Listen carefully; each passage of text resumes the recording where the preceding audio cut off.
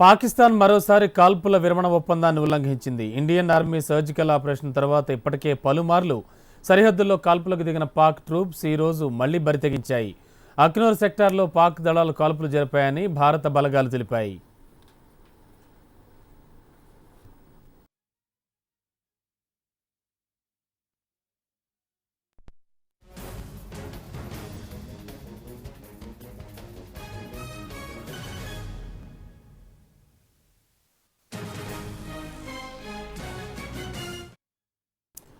ఎల్ఓసిలో భారత్ సైనిక చర్యకు ప్రతీకారం తీర్చుకుంటామని ముంబై ఉగ్ర దాడుల సూత్రధారి హఫీజ్ సయీద్ హెచ్చరించాడు. నిజమైన మెరుపుదాడులంటే ఏంటో చూపిస్తామని సవాల్ విసిరాడు. పాక్ సైన్యంపై పొగడ్తల వర్షం కురిపించిన సయీద్ త్వరలోనే భారత్కు తగిన గుణపాఠం చెబుతాడన్నారు.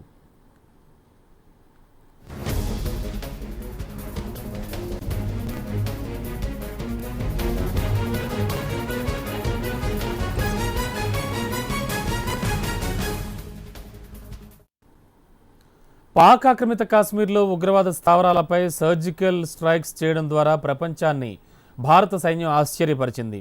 సర్జికల్ స్ట్రైక్స్ ఒక్క రోజులో జరిగింది కాదు, పక్కా ప్రణాళిక ప్రకారం 10 రోజుల పాటు అన్ని రకాల సమాచారం సేకరించి చర్చలు జరిపి పద్ధతి ప్రకారం చేసిన దాడి. ముఖ్యంగా సర్జికల్ స్ట్రైక్ సాంకేతికత కూడా దన్నుగా నిలిచింది. ఉగ్రవాదుల కదలికలపై శాటిలైట్లను ఉపయోగించుకోవాలనుకున్న ఆర్మీ మొదటిసారిగా ఇస్రో సహకారాన్ని తీసుకుంది.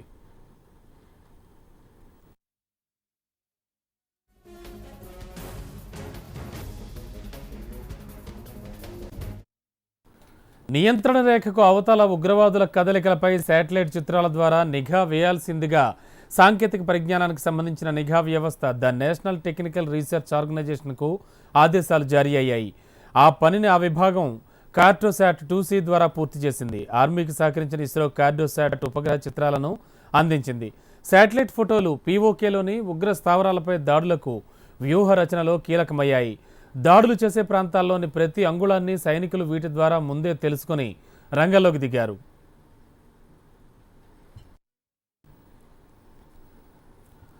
పాక్కు బుద్ధి చెప్పేందుకు పక్కా వ్యూహాన్ని సిద్ధం చేసింది ఆర్మీ. ఉగ్ర స్థావరాలను ధ్వంసం చేయాలంటే ముందుగా అక్కడి మ్యాప్లు, భౌగోళిక పరిస్థితుల వీడియోలు పొందేలా ఇస్రో సాయం తీసుకుంది ఆర్మీ. ఈ ఏడాది జూన్లో ఇస్రో ఉపయోగించిన కార్టోశాట్ 2C ఉపగ్రహం సాయంతో దాడులు చేయాలని నిర్ణయించుకున్న ప్రాంతాలకు సంబంధించిన హై రెజల్యూషన్ చిత్రాలు, వీడియోలను సిద్ధం చేసుకుంది. వాటి ద్వారా ఉగ్రవాదుల కదలికలు తెలుసుకున్న సైన్యం సర్జికల్ స్ట్రైక్స్ ఆపరేషన్ను పూర్తి చేసింది.